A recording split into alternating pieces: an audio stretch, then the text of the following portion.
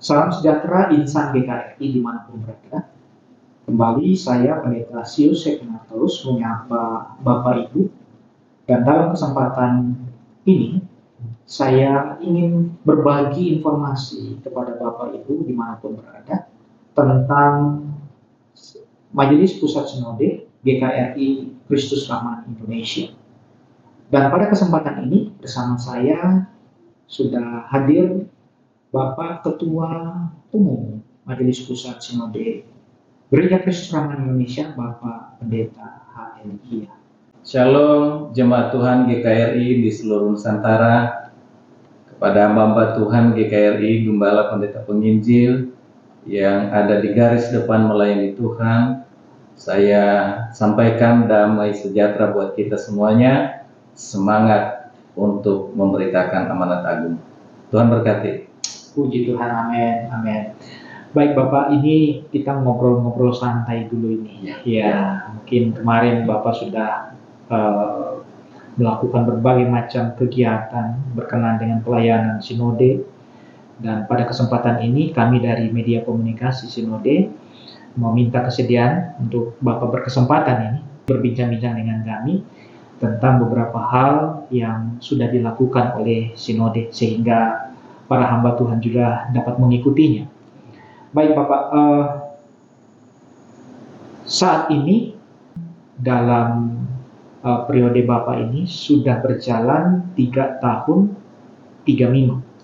Karena pada waktu itu pemilihan atau sidang sinode dilaksanakan sekaligus peralihannya itu pada tanggal 7 Juli 2021. Nah, ini kita mau tahu ini perasaan Bapak ya mungkin ada selama ini dalam menjalankan kepengurusan ini yang bisa kita ketahui apa saja, mungkin pada kesempatan ini Bapak bisa mengungkapkannya bagi setiap kita ini. Silakan Bapak. Baik, terima kasih untuk Pak Pendeta. Kalau perasaan saya yang ditanya itu sangat bahagia. Oh, begitu. Sangat bergembira melihat perbuatan-perbuatan Tuhan yang ajaib. Kalau dibandingkan dengan keadaan sebelumnya, maka di situ akan terlihat bagaimana tangan Tuhan menolong, menyertai pekerjaan Tuhan dalam wadah Sinode GKRI. Baik. Di bulan Juli 2021 itu sidang kita dilakukan secara online. Iya. Dan kita tahu situasi kita kala itu begitu memprihatinkan, dan kita tahu apa yang terjadi juga kala itu. Iya. Dan setelah selesai sidang, dalam kondisi keadaan seperti itulah kepengurusan MPS dilantik. Betul. Di eksternal begitu banyak tantangan, di internal begitu tidak sulit. Iya, iya. Dan berbagai kemulut yang kita hadapi kala itu. Tetapi setelah 3 tahun 3 minggu, itulah jawaban saya, itu amazing. Oh, wow. Perbuatan Tuhan begitu ajaib. Begitu. Makanya kalau orang tanya bagaimana, saya berkata bahwa sangat bergembira, sangat berbahagia. Haleluya. Tuhan bisa pakai kita Majelis Pusat Sinode sehingga membuat situasi yang tadinya tidak menentu menjadi menentu. Oke. Yang tadinya situasi begitu boleh dikatakan sangat sensitif. Ya, ya. Tetapi dengan cara Tuhan buat kita solid. Ya. Itulah. Makanya kalau Bapak tanya perasaan saya itu bahagia, gembira, sangat senang sekali. Iya. Karena mungkin pada saat itu kalau melihat ini apa mungkin ya bisa melewati tahun-tahun dalam periode Bapak begitu ya, kurang lebih ya. Hanya 2 kemungkinan yang terjadi. Oke. Dan paling besar yang terjadi adalah berantakan. Oh, oke. Ya, iya. Tapi karena kita mengandalkan Tuhan. Amin. Apalagi saya ingat arah pelayanan kita. Iya, iya. Pelayanan ini adalah pelayanan penginjilan. Ya. Sehingga fokus kita bukan untuk manusia tapi untuk penginjilan. Penginjilan. Di mana Injil diberitakan, maka mujizat akan terjadi. Amin. Yang kedua, pelayanan ini arahnya adalah pelayanan rohani. Ya.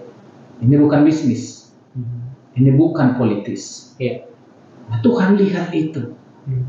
Ini karena kita punya arah pelayanan adalah pelayanan rohani, maka hal-hal yang tidak rohani Tuhan bereskan. Ya. Ya. Yang ketiga adalah pelayanan pendamaian. Jangan menyetir ayat, jika itu bergantung padamu, berdamailah dengan semua orang. Baik. Dan sampai hari ini arah pelayanan kita itu tetap, makanya perbuatan Tuhan yang ajaib melalui arah pelayanan seperti itu Tuhan buat sedemikian rupa sehingga keadaan kita 3 tahun 3 minggu ini dalam keadaan solid, dalam keadaan damai, dan kita bisa melayani dengan tenang dan nyaman. Betul, betul.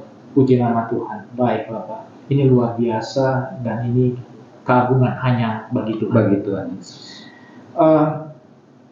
Hingga kini Bapak, mungkin Bapak bisa bagikan kepada kami program atau pelayanan MPS yang sudah dikerjakan selama 3 tahun 3 minggu ini. Silakan Bapak. Memang di awal-awal yang pertama adalah membereskan semua kemelut ini. Oke. Dan dimulai dari manapun kala itu kita nggak tahu. Hanya Tuhan saja yang menuntun setiap langkah kita. Maka yang utama adalah soal legalitas. Oke. Karena kita tahu masa kita waktu itu adalah ada konflik, ada urusan hukum, ada urusan logo, merek. Tapi ajaib Tuhan Yesus luar biasa. Satu persatu dapat kita lalui, logo beres dan merek. Bahkan masalah hukum di Polda 31 Mei yang lalu, polisi nyatakan bahwa kasus itu ditutup karena apa? Tidak ditemukan tindak pidana. Oh, dengan kata lain di SP3 kan? SP3 kan. Oke. Iya. Yang utama itu. Dan karena itu Bapak yang berurusan langsung bolak-balik ke Polda Metro. Iya. Dan ajaib Tuhan yang bekerja. Iya. Tuhan yang kerjakan sedemikian rupa. Makanya perasaan saya tadi adalah perbuatan Tuhan itu ajaib. Sehingga soal legalitas, logo, merek, urusan Polda, Tuhan yang kerjakan. Kita bisa melayani dengan damai saat ini. Yang kedua, kita tahu tahun 2021 itu COVID. Ya. Tapi heran dan ajaib dengan kerjasama GKRI Desa Indah. Kita keliling di 5 kota bikin KKR penginjilan untuk youth. Di 2021. Di 2021. Oke. 2022 kita lagi-lagi seluruh MD konfirmasi Injil. Itu buat saya itu ajaib luar biasa. Dan di 2024 ini kan kita laksanakan PHT. 2022 PHTN kita laksanakan di Solo. Dan itu buat saya betul. Tuhan bekerja begitu ajaib. Amin. Dan di 2024 memang kita cari metode yang berbeda. Ada pertimbangannya Bapak? Ada beberapa pertimbangan. Yang pertama, kalau PHTN 2022 kos tertingginya adalah di tiket pesawat. Transportasi. Dan penyebab sedikit hamba Tuhan hadir karena itu. Oke. Sehingga kalau kita melaksanakan di lingkungan mereka, maka tiket tidak menjadi pengeluaran, Iya, iya. tidak menjadi beban, Iya. dan kehadiran mereka Jauh lebih banyak. Ya. Makanya kita buat PHT wilayah 1, PHT wilayah 2, PHT wilayah 3. Dan puji Tuhan, kehadiran hamba Tuhan, baru 2 kali aja kita buat PHT wilayah, itu sudah melebihi jauh kehadiran di PHTN 2022. Oh. Dan juga dari segi biaya, itu membuat tidak terlalu sebesar pengeluarannya tidak besar. Oke. Nah, itu memang ada namanya setiap acara ada plus ada minusnya. Ya, pasti. Tetapi PHT 1, 2 dan 3 ini ya menurut pengakuan banyak teman-teman itu mereka bisa hadir dan mereka diberkati. Ada hal plus minus lebih kurangnya, tapi yang penting adalah tujuan besarnya. Tujuan besarnya dari tercapai. Setiap kegiatan, tidak terkecuali PHTW yang kemarin diadakan ya. Ada lagi mungkin yang bisa sebenarnya ada banyak yang lain yang kita kerjakan. Ya. Tapi saya pikir itu bagian dari rutinitas pelayanan MPS. Tapi hal-hal besar seperti ini, menurut saya di luar jangkauan pikiran kita. Ya kita tahulah karena keterbatasan di sinode kita. Tapi Tuhan kerjakan itu melalui majelis khusus sinode. Puji Tuhan. Baik, menarik tadi Bapak. Tadi Bapak katakan bahwa ada keadaan-keadaan yang sesungguhnya tidak mendukung. Dalam hal ini kayak seperti peristiwa COVID, ya, yang seolah-olah kalau kita sudah masuk ke situ itu karena kita tidak berencana tentang hal itu dan Tuhan izinkan itu terjadi, untuk kita melaksanakan apa yang direncanakan itu kayaknya gelap gitu loh Pak. Tapi puji nama Tuhan Bapak sudah sampaikan. Nah, mungkin ada nggak kesulitan-kesulitan lain di dalam Bapak menjalankan ini dan itu dihadapi oleh MPS secara organisasi dan juga khusus Bapak sebagai Ketua Umum? Silahkan Bapak kalau ada. Secara organisasi pasti ada lah. Apalagi kalau menurut saya kita di Sinode GKRI ini tengah menghadapi masalah, yaitu konflik. Dan kita belum menemukan kedewasaan dalam menyikapi itu. Sehingga di dalam berorganisasi, saya melihat kita masih butuh waktu, khususnya para hamba-hamba Tuhan, untuk lebih dewasa lagi dalam berorganisasi. Sehingga dengan demikian, Sinode GKRI menjadi kuat. Yang kedua, khusus di internal dalam kepemimpinan saya, memang semua pengurus MPS saya sudah kenal semua. Karena saya di MPS cukup lama. Nah, memang perbedaan karakter itulah yang seringkali membuat terjadi sumbatan komunikasi. Tetapi oleh karena saya punya prinsip bahwa mana baiknya, maka itu kita bisa buat cair, kita bisa menyelesaikannya dengan baik. Kalau menghadapi seluruh jemaat, relatif enak. Kalau memberikan arahan, memberikan semacam himbauan kepada jemaat, himbauan lebih didengar oleh jemaat Tuhan. Tapi kalau di level hamba-hamba Tuhan, mungkin karena kita sudah terbiasa dengan gaduh-gaduh itu, sudah terbiasa dengan capcai, maka masih agak kental, masing-masing jalan sendiri. Merasa raja di lokalnya sendiri. Sehingga kalau menggerakkan derap satu langkah bersama, rasa-rasanya ada yang maju, ada juga yang mundur, tapi ada juga yang lihat-lihat aja. Nah, itu kesulitan-kesulitan yang dihadapi. Tapi relatif bisa dijalankan dengan baik Sampai saat ini. sampai saat ini. Puji nama Tuhan. Ya. Baik Bapak, ada program, ada juga kesulitan keadaan, kesulitan di internal. Nah, namun Bapak dan bersama teman-teman yang lain itu bisa survive sampai saat ini, bahkan produktif ini Pak. Ya, boleh dikata demikian ya, karena tantangan tidak sedikit rintangan pun demikian. Ya. Nah, boleh tahu nggak Pak, prinsip apa yang Bapak miliki dalam menunaikan tugas pelayanan, tugas kepercayaan ini di tengah-tengah kompleksitas persoalan?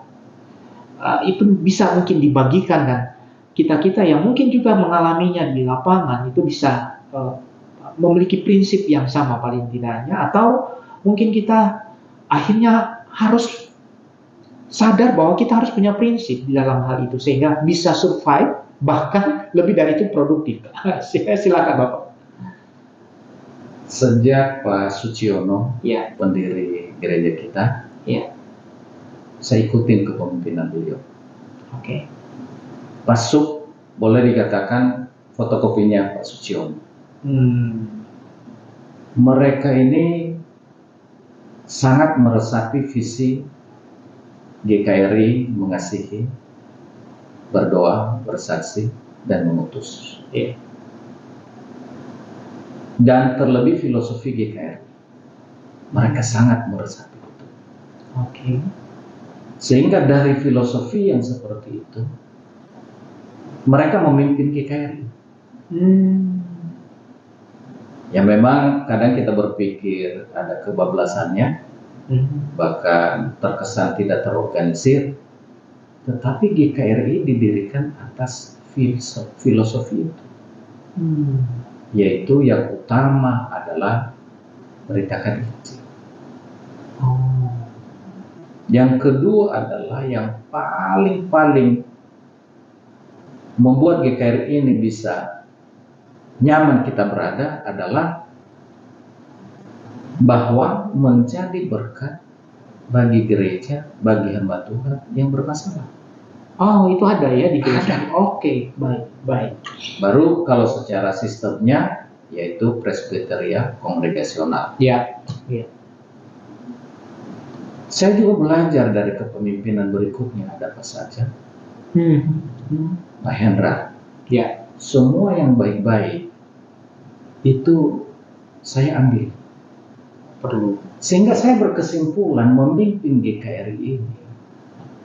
Pertama, saya tanamkan dalam hati saya keutuhan GKRI di atas semua.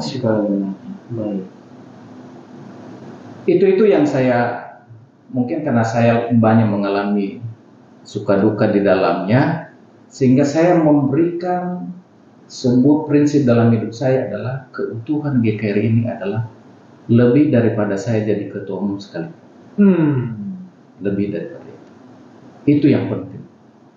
Sehingga dalam kebijakan-kebijakan, makanya saya menggunakan mana baiknya. Oke. Saya sampaikan apa yang saya mau. Ya. Tapi saya enggak memegang artinya Ngotot gitu. ngotot. Enggak. Iya. Tapi saya tawarkan ke teman-teman mana baiknya. Iya.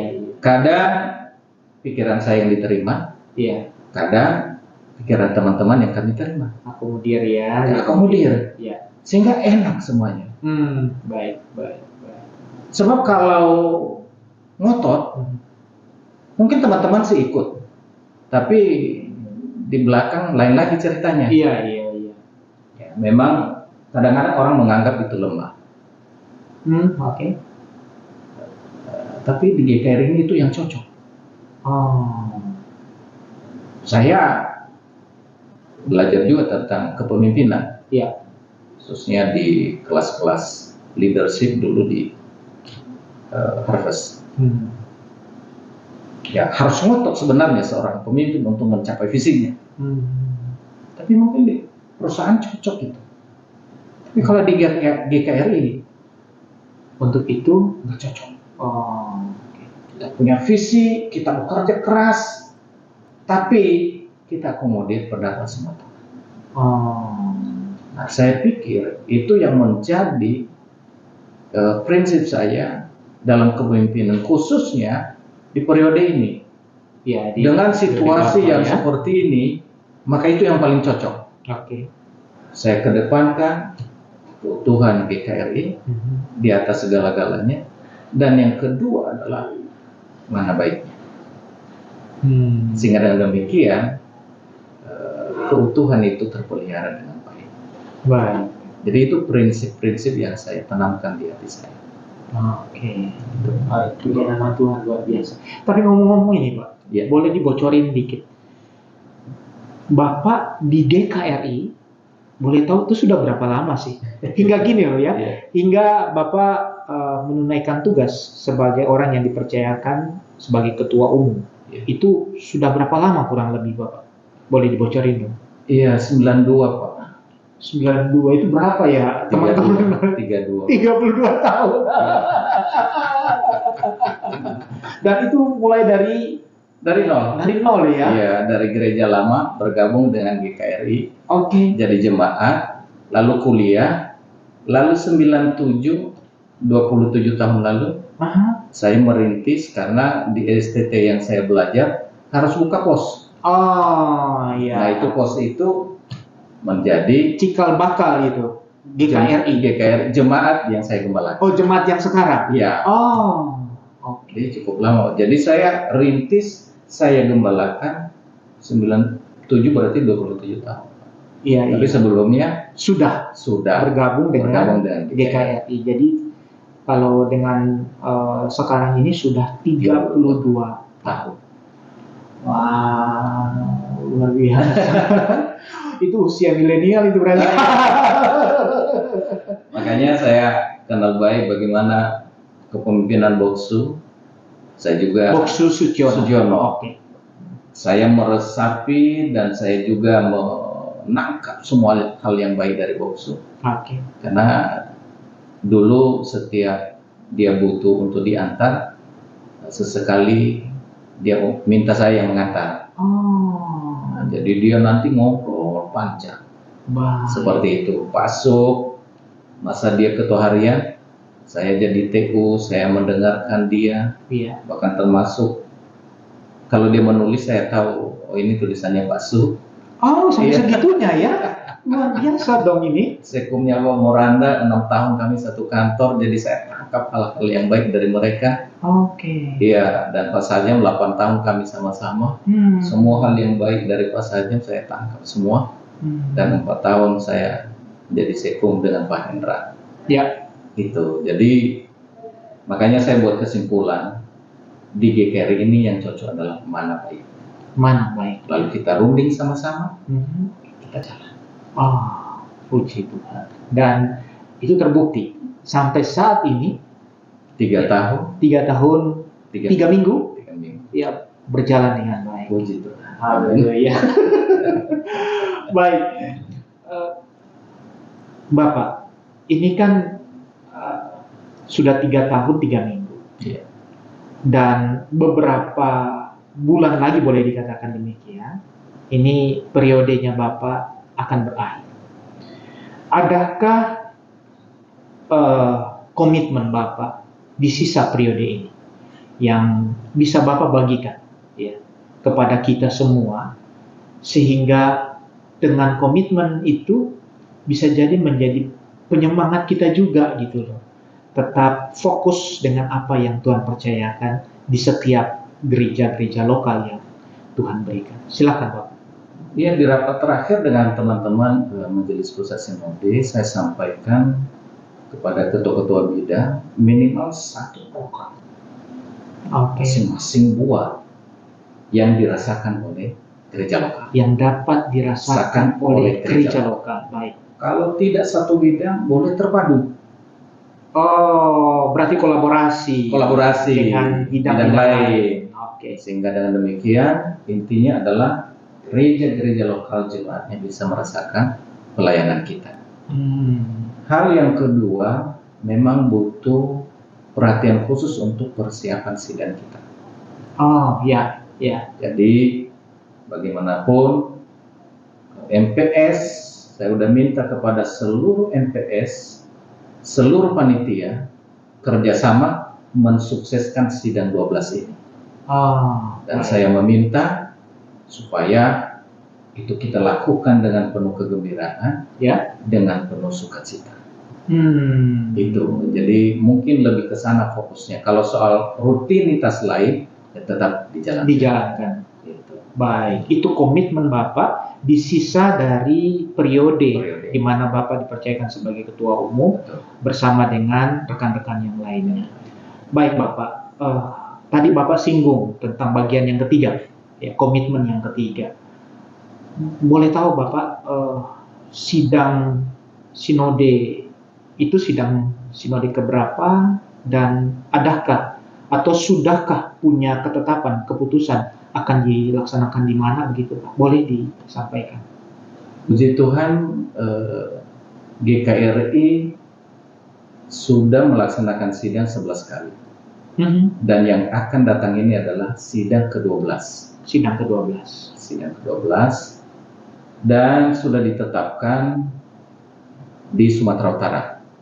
Okay. Dan itu landasannya adalah dari materi sidang yang lalu yang dipercayakan kepada MPS menjadi acuan programnya. Nah, itu di bulan September. Di bulan September. Jadi yang menetapkan itu adalah sidang yang lalu. Oke. Lalu diteguhkan oleh rapat MPS. Diteguhkan rapat MPS. Makanya MPS sesuai dengan tata talak sudah membentuk panitia sidang. Jadi sidang 12 ini kita siapkan jauh-jauh hari, ya, sehingga jemaat-jemaat lokal pun menyiapkan diri dengan baik, dan kita bersidang sesuai dengan mekanisme yang ada. Oke. Berarti termasuk panitia pengarah itu ada dalam ranah yang harus ditetapkan oleh MPS, begitu Bapak? Panitia itu judulnya kan panitia sidang 12. Panitia sidang 12, iya. Di dalamnya ada panitia pengarah, ada panitia pelaksana. Oke. Jadi hanya satu panitianya. Oh, hanya satu panitia. Iya. Di dalamnya ada pengarah, ada pelaksana. Dan itu ditetapkan oleh MPS. Majelis Pusat Sinode. Oke, baik. Iya, Pak. Kita ini udah bicara ini tentang sidang ini. Iya. Dari Bapak secara pribadi, dan berharap mungkin juga akhirnya ini bisa menjadi semangat dari teman-teman lainnya. Harapan ini. Apa harapan Bapak dengan persiapan dan pelaksanaan sidang ke-12 Sinode GKRI yang rencananya akan dilaksanakan di Sumatera Utara? Silakan. Harapan saya kita bersidang dengan dewasa. Oke. Dengan dewasa. Ya. Sehingga dengan demikian seluruh stakeholder yaitu gereja lokal, hamba-hamba Tuhan, turut terlibat. Mulai dari mendoakan, lalu nabung. Untuk transportnya, dan tentu suksesnya pelaksanaan sidang ini ya. Waktu pelaksanaan. Dari saya pribadi, saya sangat mengharapkan, karena sidang-sidang kita sebelumnya penuh dengan dinamika, bahkan banyak yang tidak sehat. Makanya saya berharap kali ini kita lakukan dengan rohani. Karena sering orang mengatakan ini pesta rohani. Tapi seringkali dilakukan tidak dengan rohani. Oke, baik. Praktisnya kalau saya pribadi, karena saya Ketua Umum GKRI, seluruh gereja lokal GKRI, seluruh hamba Tuhan GKRI, saya adalah Ketua Umumnya. Maka saya pastikan belajar dari Pilpres kemarin, saya tidak akan cawe-cawe. Karena apa?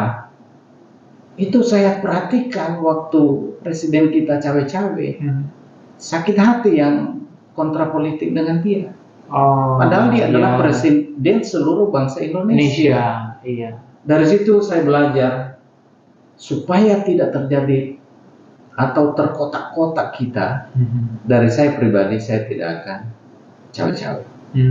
Saya tidak bisa melarang teman-teman untuk ngobrol sana sini, sharing sana sini. Iya. Saya pikir itu biasalah dinamika. Wajar itu. Wajar, tapi dilakukan di dalam konteks kerohanian. Berarti membangun dong ya, konteks harus Membangun.